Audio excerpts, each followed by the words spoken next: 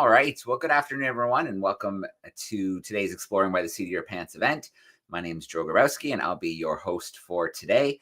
Today's event, I will not only be the host, I will be the guest speaker as well. Recently, before the holidays, I was in Australia and was able to spend some time in one of my favorite spots in Tasmania, a wild, rugged island full of all kinds of different Australian wildlife, both on land and in the water. So today, what we're going to do, I'm going to get right into it because I've got lots I want to share with you.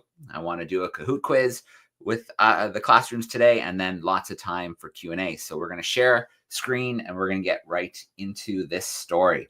So this should come up for you now. I thought the first thing we should do is get situated in the world. Some classrooms joining us might not know where Australia is, might not know where Tasmania is. So we are up here in North America. Most of the classrooms joining us, Canada or the US. Australia is all the way on the other side of the world. There you go.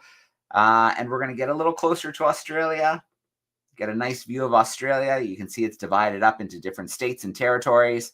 And then down here at the bottom, we've got Tasmania, this island here in the Southern Ocean. We'll zoom in one more time, and we'll take a nice look at Tasmania. Here is Tasmania. Capital is Hobart. And the amazing thing about Tasmania, what makes it so rugged and wild and a great place for wildlife, is there's not a lot of people who live in Tasmania compared to on the mainland in Australia.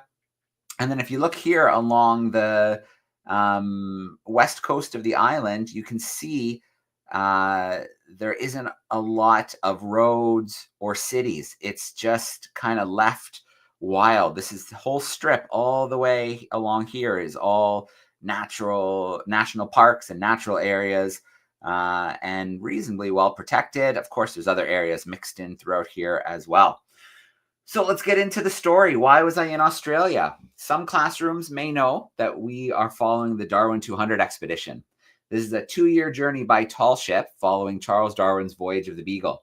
So since 2023 in August, the ship's been sailing around the world, and it has been making stops all over the world. The ship's called the Oosterschelde. It's a historic old tall ship.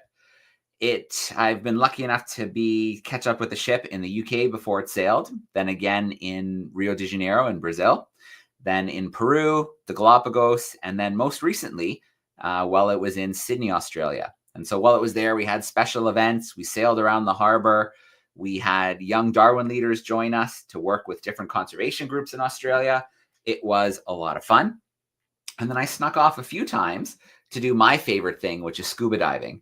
And I was really looking to see one of these. This is a weedy sea dragon. So it's related to seahorses, but you can see it looks quite a bit different.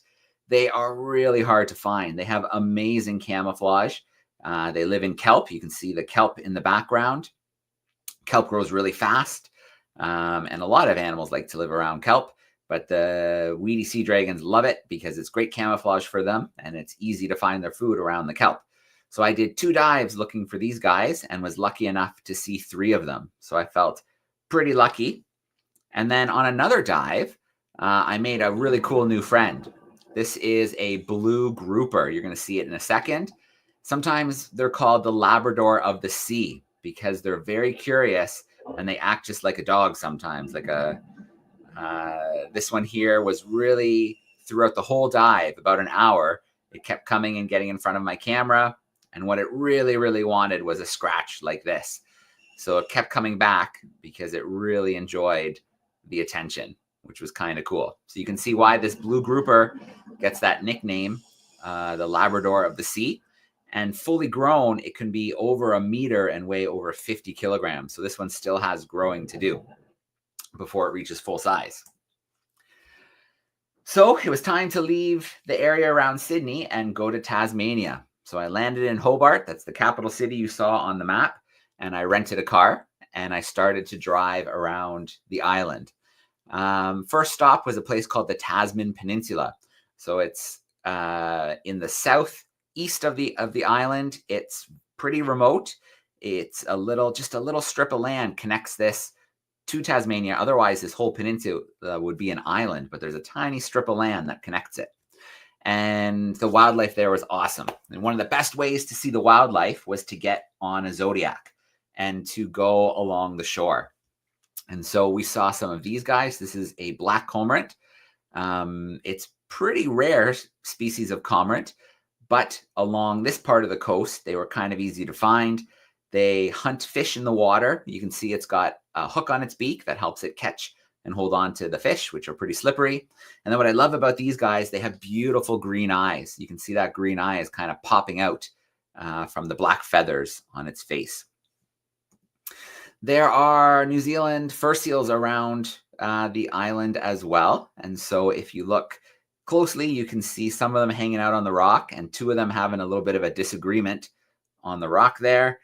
And then we'll get a little closer so you can get a better look at one of them. This one here was happy to look at the camera. They spend a lot of time resting on shore when they're not hunting for fish and other tasty things in the ocean. And then the birds are pretty cool. You saw the cormorants.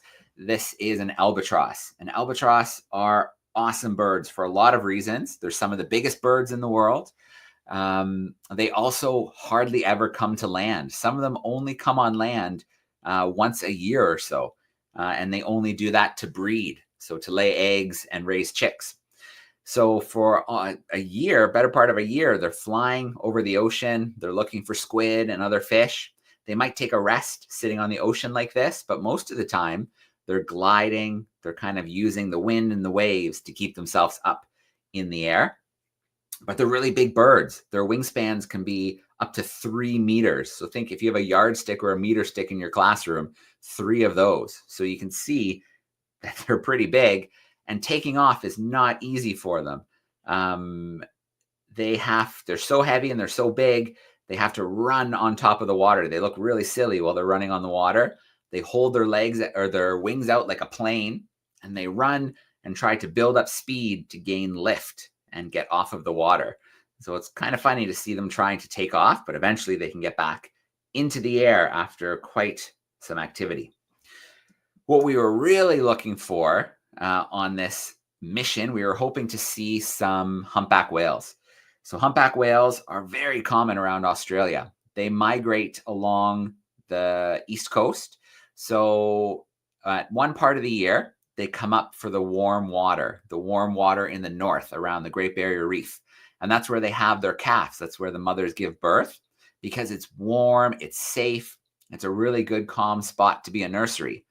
Then when the calves grow up a little bit and they're nice and strong, they migrate south all the way down to Antarctica. And that's where they find a ton of food, like krill and other small things in the water. They love that nutrient-rich waters. It's full of good food down in Antarctica. So they migrate north to give birth to their young in the nice, warm, calm water. And then they head south to the nutrient-rich waters where they spend a good deal of time. It was late in the year, so we weren't sure if we were going to see any, but we got lucky because there was a lot of food in the water, so the whales decided to stick around a little bit longer. This is the last little piece of land of Australia before the whales swim all the way to Antarctica. They won't see any land until they get to Antarctica. So these ones were hanging around. It was a pretty big group of them. There were some males, some females, and then there were some calves. So in this picture, you can see the big tail of the mother, and then the little smaller tail is the calf. And you can see they're kind of playing in the water. You can see how rugged this coastline is. You can see the rocks. There's not anything big trees growing. Lots of wind sweeps through this area. You can see this humpback whale's taking a breath. You can see its blowhole and some of the air coming out. They're curious. So this one's poking its head out. They call it spy hopping when they kind of stick their head out because they're trying to take a look and see what's around them, which is kind of neat. And then what's unique about humpback whales is their fins, their pectoral fins on their chest are really long compared to other whales. So this one here is almost waving at us in the boat. It's sticking its big fin up out of the water. And then I have a cool video here because a baby whale came and swam really close to our little rubber boat, to our Zodiac. And it was so relaxed. It really was just kind of playing around us, turning over. It was slapping its fins and tails on the water. So yeah, we felt pretty lucky, like a pretty special moment that this young whale, this calf, was so comfortable that it was kind of showing off, swimming around with us. Now the mother's really close by. She's probably just under the water, which is why you can't see her right now. But in a minute, she's going to make a little appearance. So you know she's close by. And so there's the whale playing around, having a little bit of fun. Not too concerned about anything. And then in a minute, you'll see another bigger fin come out of the water. And that's the mother there with the young whale as well.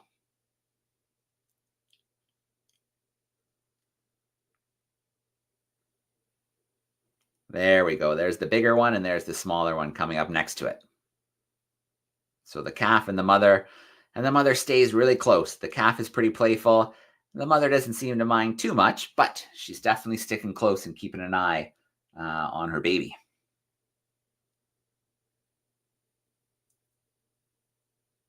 All right. That night, I stayed up and went down to the beach. And I waited till dark. It was cold. It was a bit rainy. And then it took about an hour. So about an hour after dark, what I was waiting for started to appear. And what I was waiting for was these penguins. So these penguins live in Australia. They're the smallest penguins in the world, and they're called little penguins. Sometimes they're called blue penguins. Sometimes they're called fairy penguins. It kind of depends on where you are. And the reason why I'm using this red light is so that I don't hurt their eyes, because they don't like bright lights. It's really dark. A bright light from my flashlight would not, they wouldn't like that. It would really hurt their eyes, and they'd probably leave. So I wouldn't be able to see them. I had to wait till about an hour after dark before they started coming back on the beach. And that's because they hunt all day long and they're worried about predators. So they don't come out of the water until it's dark, and they're sure that they'll be safe. So really neat to be able to see these little penguins, the smallest penguins in the world. So the next morning, I had a mission to get to a place called Maria Island. And when I got into my rental car, there was this fairy wren that was showing off and hanging out on the car. You see, it's a beautiful little bird, small little bird, and it's kind of dancing on my side view mirror. So I got this really cool picture of it. I think it could see its reflection. So I think that's why it was so interested, trying to figure out what it was looking at. And so this place, Maria Island, the only way to get to it is to take a ferry, but you can't take a car. You just get on board yourself. You walk on board. There's no roads. There's no shops. You have to bring a tent because you camp on the island. It's just a bunch of hiking trails. But it's a really special island because it's like a wildlife refuge, a wildlife sanctuary. There's kangaroos and wombats and possums and all kinds of birds, Tasmanian devils. The list goes on and on. So it's a really great place to go see wildlife, and you have to camp when you're there. So what did I see? Well, right after I set my tent up, I noticed this little character here. This is a pademelon, and the pademelon here are endemic to Tasmania.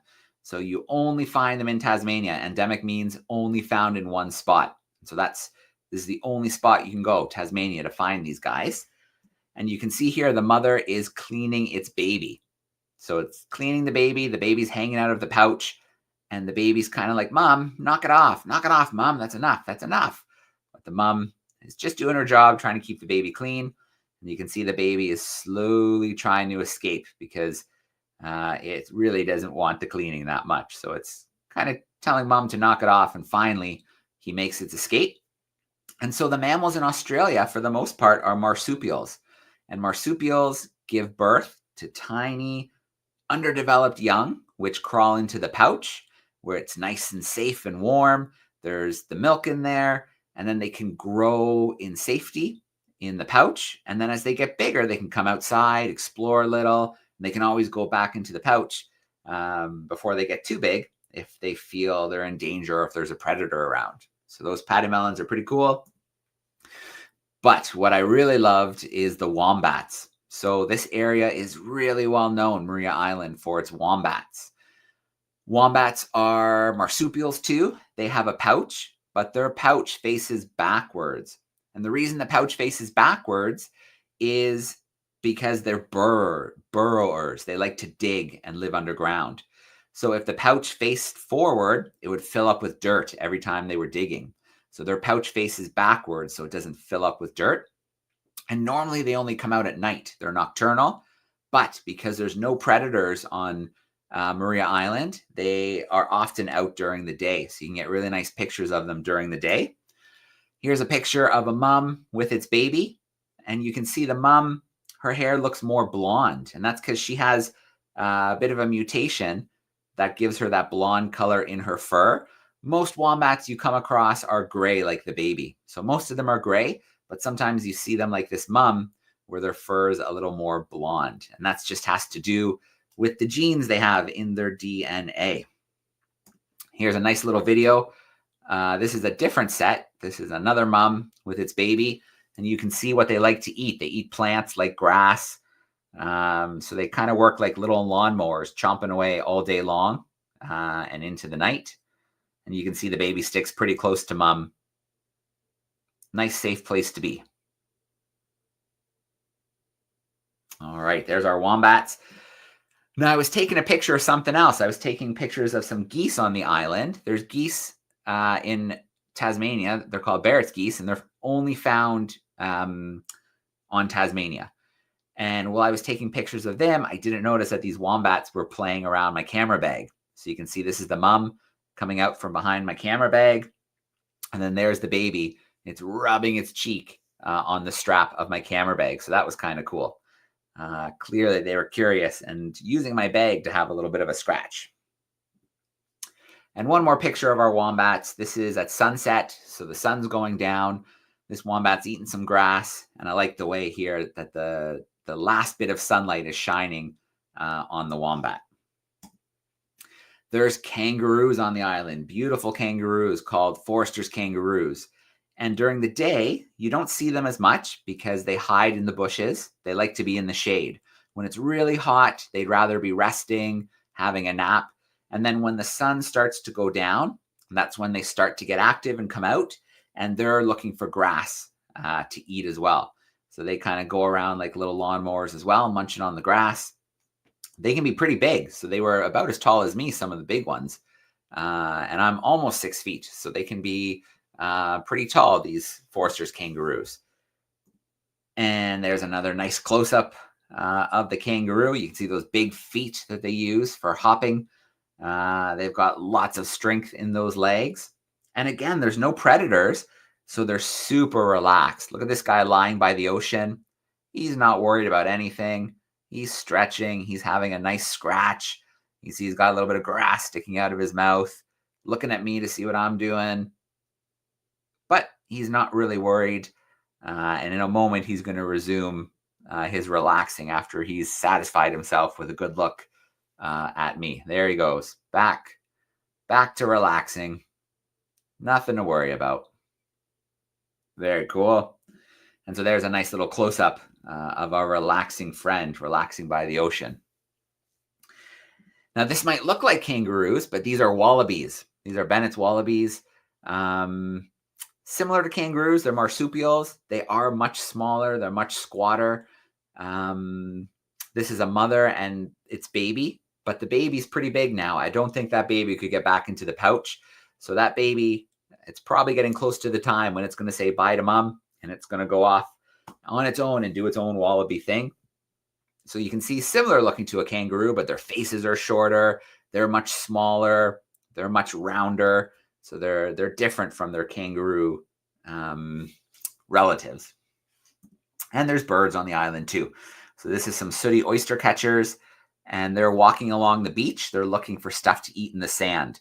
So little crabs, little snails, little things like that, crustaceans and mollusks in the sand. They poke their beaks into the sand and they find the things that they like to eat. So after Maria Island, I drove all the way to the other side of Tasmania. I was on my way to a place called the Tarkine Rainforest. But before that, I was on a mission to find two mammals. I was looking for two mammals that are different than any other mammal in the whole world. So some of you might have learned about mammals in your class. Mammals have fur. Mammals give birth to live young. And mammals feed their young with milk. So the mammals I were looking for was first this echidna. And so this echidna here, cute little guy, was on the side of the road. So I pulled over with my camera. They've got a little beak that they use to look for insects. They've got a long tongue that then help them lick them up. And then for protection, they have these spines all over their body. So anything that wanted to try to bite them would encounter these spines and probably decide that this echidna is probably not worth trying to eat. And so I said they are a unique mammal. Echidnas are a group of mammals called monotremes, and there is only two of them, two mammals that are called monotremes. They have fur like mammals. They give milk to their young like mammals, but they don't give birth to live young. They lay eggs. They're the only mammals in the whole world that lay eggs, and you can only find them in Australia. So the echidna lays eggs, which is pretty crazy. And so does the platypus, the duck-billed platypus. So you can see this platypus here. They are really hard to find because they mostly come out at night, and they live in rivers and streams and little lakes and ponds with really kind of dark water, nutrient-rich water, full of sediment and dirt. So you don't often see them. But I was lucky enough to catch sight of this guy in a place called Loongana. And then a little bit before I got there, I visited a place called the Tasman Arboretum, where they have a kind of a little lake, maybe more of a pond. And there's a platypus that lives there. So if you're really quiet and really patient, you can catch really nice photos of this duck-billed platypus. And look how strange it looks. It has webbed feet like a duck, a tail kind of like a beaver, covered in fur. It's got a bill like a duck. And then what they do is they look underwater for food. So when they dive underwater, they close their eyes, and their bill is full of sensors that help them sense things under the rocks and under the water. So they're looking for insects. They're looking for little crustaceans in the water. So they dive underwater, they close their eyes, and they use their special electroreceptors in their bill to find their favorite food. I've got a little video of one here. So they don't stay on the surface for very long. They kind of come up, they take a breath, and then they go back under in search of something to eat. So it's really neat when they stick around for a few seconds, and then boom, just like that, they're gone. And you might not see it again. It just disappears and swims away. So the monotremes, the platypus and the duck-billed, the duck-billed platypus and the echidna lay eggs. They're the only mammals that do that, and you're only going to find them in Australia. So we're in the last spot that I visited. I finally made it to this rainforest called the Tarkine Rainforest. And this is in the northwest corner of Australia, and it is huge. It is about 1 million acres. It's about 1 million acres of rainforest. There really is only a road in and a road out. There's not very many roads, and they're mostly dirt roads, dirt and gravel roads. So it's hard to drive on them in a small car.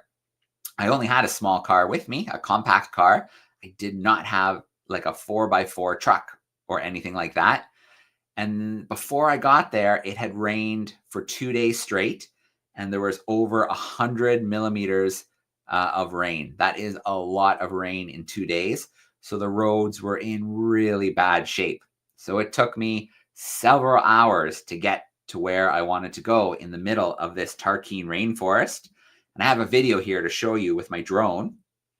I made it to the Piedmont River, and right in the heart of this Tarkine rainforest, the river was full of water. It was bursting at the seams with water from all the recent rain. If you look at the trees, you can see all of that mist, all of that water vapor evaporating from the trees, from the leaves.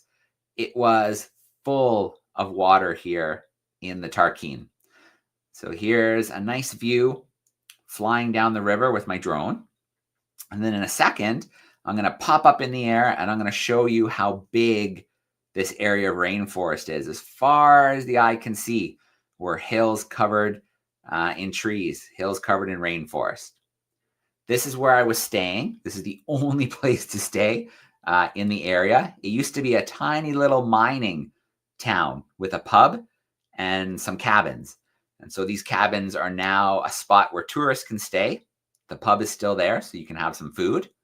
But then if you look as I go up into the clouds, all you can see stretching into the distance is beautiful green rainforest. And the clouds are really low. There's the higher up clouds are kind of dark and mysterious looking. It rained all night that night as well. So it's a very rainy spot, and they were getting more rain than they usually get when I was visiting, which was great to see, but it made things a little bit tricky, and I'll show you why. So here's the river. You can see there's logs floating in it. It's overflowing its bank. It's so full of water. Here's another look at the river and the mist rising off of the river. And then the next day when I wanted to leave, I couldn't go back the way I came because the water had washed out a bridge. So there was no way to turn around and go back. But lucky there was this barge. So this barge is a tiny little boat. It runs on a steel cable that goes back and forth. So it can go back to one side of the river and then to the other. And you can drive 1 or 2 cars onto this barge, and then it'll take you to the other side. So it was a big detour. It was like a 3-hour detour to get all the way back around to where I needed to be.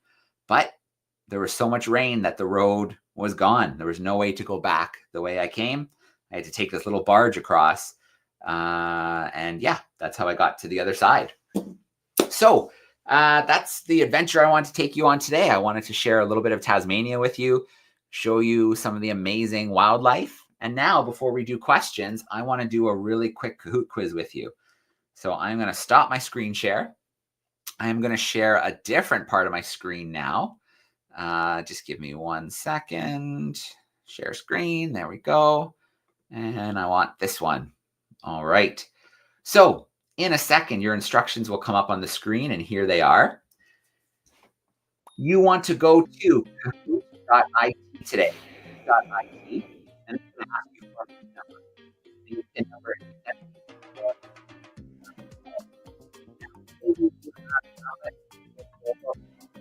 is at your seat, which is great. You could join that way. If not, no big deal. Your teacher could pop this up at the front of the classroom and you could shout your answers out to him or her. Or if you can't get in using technology, don't worry about it. You can still play along and see if you're getting your answers right. So there are going to be 4 questions today, 2 multiple choice, 2 true and false. If you are paying attention, you will be ready to answer these questions.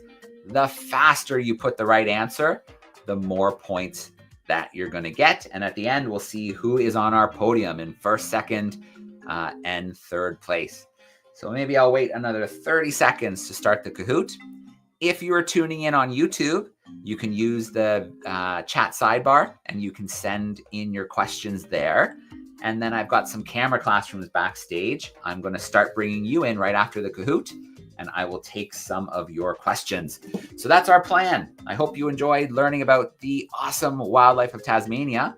And now we're going to have our Kahoot quiz, and we're going to see how we do. So it looks like things have slowed down a bit.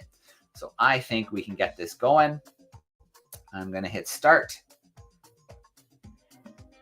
Whoops, I accidentally locked it. That's not what I want. I want start. There we go. Okay, I'm going to hit start. And we are going to see what happens. First question coming your way in 3, 2, and 1. And it's a true and false. Humpback whales migrate to colder waters to give birth. What do you think? True or false that they go to the cold water to give birth to their calves, to give birth to their babies? What do you think? Is that true or is that false? You've got about 8 seconds to put in an answer. And then we'll see what that answer is. Oh, good job, crew. That is false. The cold water is where they go because there's lots of food like krill. The warm water, the nice, warm, calm water around the Great Barrier Reef and even a little further north is the perfect nursery to give birth to the baby calves. So the wise possum is in first place, and we go to another true or false. A wombat's pouch faces backwards. Is that true? Or is that false? That a wombat's pouch faces backwards. They are a marsupial, so they have a pouch like most other mammals that are native to Australia. But does their pouch face backwards, which would be different than most mammals in Australia? All right, good job, crew. That is absolutely true. They don't want that pouch to fill with dirt when they're digging underground. All right, wise possum, holding on strong. We have a multiple choice coming your way. This is a special multiple choice. You need to pick two answers. You need to pick the two best answers. Click the two mammals that are monotremes. So we learned about monotremes. Are the two the echidna, the kangaroo, the platypus, or the wombat? So if you're going to get your points, you need to pick two of these mammals. The echidna, the kangaroo, the platypus, and the wombat. I know it's kind of a tricky question to have to click two. All right. Many picked echidna. Many picked platypus. You're absolutely right. Those are our monotremes. So they lay eggs. The only mammals that lay eggs. The red bobcat in first place. We've got one more question about how many acres of rainforest make up the Tarkine. What did I say? Was it 5,000 acres? Was it 1,000 or 100,000 acres? Was it 600,000 acres? Or is it as big as 1,000,000 acres? So 4 options there: 5,000 acres, 100,000 acres, 600,000 acres, or is it as big as 1,000,000 acres? What do you think? You've got 5 seconds to lock in your answer. All right, good job, crew. Most went with 1,000,000 acres. 5,000 acres is really big. That's still pretty big. Most houses are on a lot that's smaller than an acre, smaller than half an acre. So imagine 1,000,000 acres. That's pretty big. Okay, let's get some Q&A time going here. In third place, we had the fast buffalo. In second place, the red buffalo. Some buffaloes at the top. And in that top spot, the red bobcat. Very cool. All right, thanks for playing along. Let's stop that screen share. Let's turn it off so the music goes away. And now we're going to switch to Q&A. I've got some classrooms backstage. If you're on YouTube, use the chat sidebar. And I'm going to show you one more thing quickly. I've always thought that the license plates in Tasmania are really cool. So I was at an antique store on my last day, and I got this license plate here in Australia. It says Tasmania, your natural state, because Tasmania really is one of the most wild parts of Australia, where you can find a lot of biodiversity and a lot of really cool animals. But let's get things going. I've got some classes, so let's bring in our first one. Miss Avelia's class, how are we doing today? Hi, Adele, you had a question, right? The camera's over here, over there. How much does a humpback baby whale weigh? Whew, that's a really good question. I'm assuming you want to know when it's first born, right? Yes. All right. I'm going to double check. I have an idea, but I want to make sure I'm right. So let's check Google just to make sure. Perfect. So it weighs, imagine this, 1.5 tons. Wow. 1.5 tons. So a big truck might weigh a ton, something like a big pickup truck. So a baby humpback whale weighs more than a big pickup truck, 3,000 pounds. That's pretty big. And it can be about 10 to 15 feet long when it's born. Can you imagine that? 10 to 15 feet long. That's pretty cool. This is cool. And then let's check how big they're going to go. I think a humpback whale can be about 40 tons when it's fully grown, but I just want to check that just to make sure I'm telling you the right thing. Yep, about 40 tons. That's pretty crazy. That's crazy. All right. Do you guys have another question before I check another class? I can always come back too. All right. Thank you. Okay, I'll check you guys in a minute. Miss Ramos crew, how are we doing today? Good, we're doing good. Excellent. I have a question. I have a question. How high does the kangaroo jump? Oh man, kangaroos are really good jumpers. So think about a typical fence. A typical fence in your backyard is probably 5 or 6 feet high. So maybe about as tall as your mom or dad. But kangaroos can jump over that really easily. I'm going to double check just to make sure that, okay. So a typical fence is 5 or 6 feet high, but a kangaroo can jump over something that's about 10 feet high. Wow. So a kangaroo, probably 2 or 3 of you could stand on each other's shoulders, and a kangaroo could hop right over you guys. That's pretty cool. Pretty Yeah. cool. Thank you. You have another question? Kind of come quickly.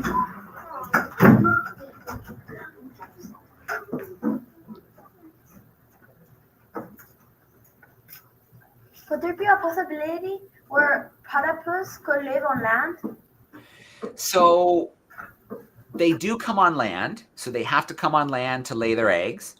But they can't live there permanently because the food that they eat is in the water. So they wouldn't find much food on land. So they need to spend a lot of time in the water to find their food. They do spend a little bit of time on land, and that's more around the time when they're laying their egg and their young are firstborn. But most of the time, they want to be in the water. Thank you. That's where their food is. All right. I promise I'll come back. I can see a few more hands. I'm going to visit another classroom, but I will come back to the classrooms we've already visited. Ms. Barha's class is hanging out with us today. How are we doing today? There they are. Do you know how cold is the water? How cold is the water? It is a little bit colder than, let's say, you were up in Sydney or you were up on the Great Barrier Reef, where the water would be a lot warmer in the summer. It was summertime when I was there, so they have the opposite seasons because they're on the southern hemisphere. When we're having our winter, they have their summer. And then when they're having their winter, we're having our summer, which is kind of cool. And that's just because the Earth is on an axis. So part of the year, we are tilted more towards the sun and we have summer. And the other part of the year, we're tilted away from the sun.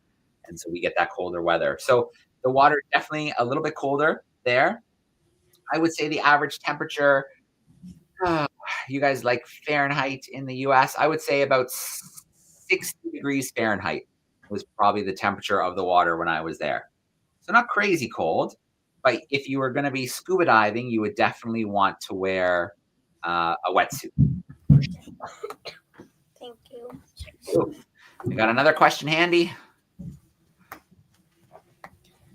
What would a wombat do if it was getting chased? Well, wombats can do a few different things. They don't look very tough, but they actually are. They are pretty tough. I've heard about wombats charging when something's chasing them.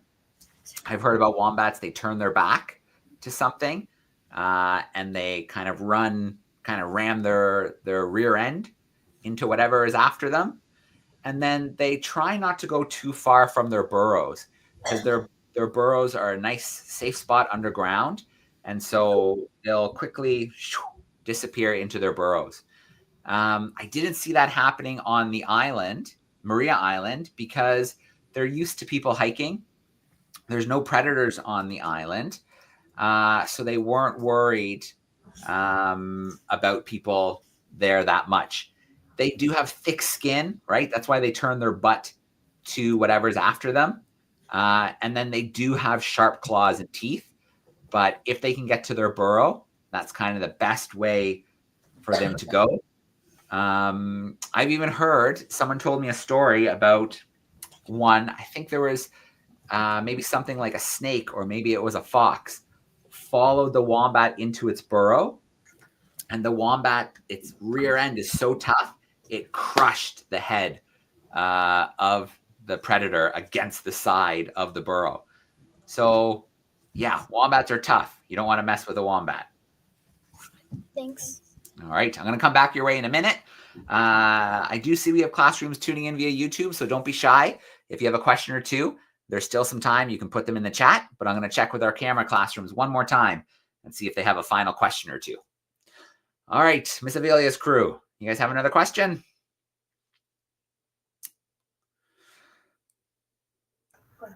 Yeah. How older can a kangaroo be? Oh, that's a really good question. Kangaroos the females live a little bit longer because the males have a bit of a tougher life. They often fight with each other about space. They fight with each other about mates. So the females tend to live a little bit longer. I think it's around 15 years, but I want to double check. It might be a little bit longer. Yeah, so something like a red kangaroo, that's the biggest kangaroo, on average might live about 10 years. But if they're in a zoo, they can live to be about 25 years old. Because, right, they're safer, no predators, they're not fighting as much, there's lots of food. So in the wild, it's a lot tougher in the wild. They do have predators like dingoes, which are kind of like coyotes, kind of like a wolf. So yeah, 8 to 10 years in the wild, and then as long as 25 if they're somewhere nice and safe like a zoo. All right. Awesome. Is that one more hand at the back? Do you want to ask your question at the back? Kevin?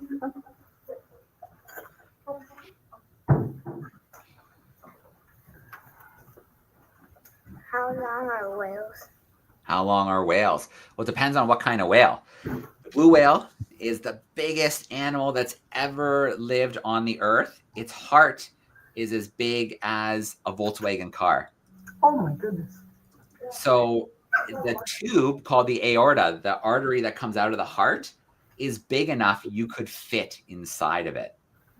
That's pretty cool. And how big can they get? 30 meters. That's about 100 feet. Wow. So bigger than a school bus. They can be really, really big. They can weigh as much as 40 elephants, if you want to believe that. 40 elephants. Yeah, they're really big. All right. Awesome questions, crew. Miss Ramos' class, I think I see someone waiting. Go for it. How old can a whale live to be? That's a really good question. It depends on the species of whale, but let's go with humpbacks. Let's double check on Google just to make sure I've got it right. What's your guess? Do you have a guess? No? No guess? They can live to be 80 to 90 years old. A humpback whale can live to be around 80 to 90 years old. That's pretty awesome. So just as old as, about the average age of a human, 80 to 90 years old. Pretty cool. All right. Do we have one more there before we check with our last class? Yeah. What can hunt a wombat? Oh, can hunt a wombat? That's a good question. The predator would have been two of them in Tasmania they would have had to worry about. One would be something like a dingo, which is kind of like a wild dog. Then there used to be something called a Tasmanian tiger in Tasmania, but unfortunately humans hunted them to extinction. So they've been completely wiped out. There's no more Tasmanian tigers. Although the Tarkine Rainforest where I was, people always claim that they've had sightings of Tasmanian tigers. So who knows? It's a big area. Maybe there's a couple still alive, or maybe people are just seeing things. So they would have hunted them. Unfortunately, in the past, people would have hunted them, but their big threat from people now is losing their habitat. So people taking land to build things and have farms and stuff like that. So that's kind of their biggest threat right now is us, and when we take habitat away, when we take space away from them. Thank you. Yeah, and then of course a baby one is way more vulnerable. Something like an introduced fox, I bet you a really big eagle, that could be predators for the baby ones too. All right. I think we took 2 questions. Maybe I'll squeeze one more because I do see some hands. We'll do one more from Miss Ramos' crew.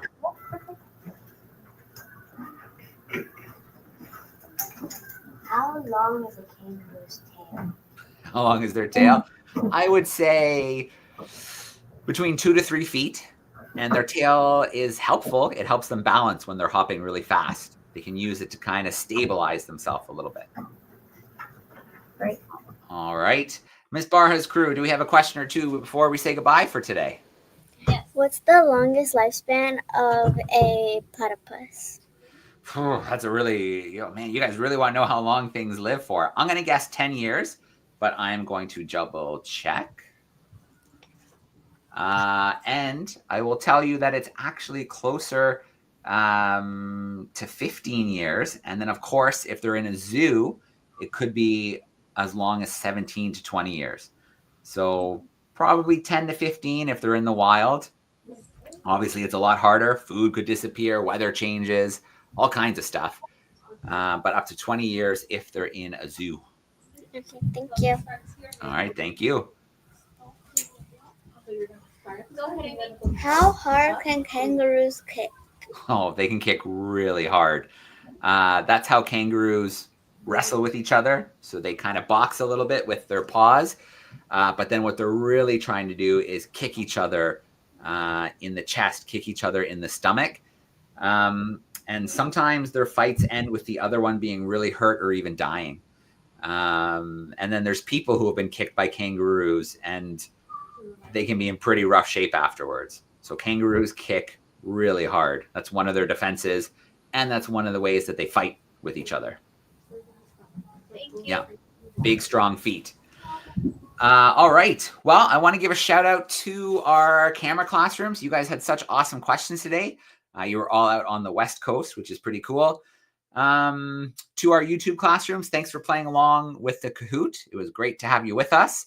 And then maybe the last thing we'll do today, because I still see our camera classrooms, if you guys want to get a little bit loud, a big goodbye. It was really cool to have you hanging out today. Thanks for all those great questions.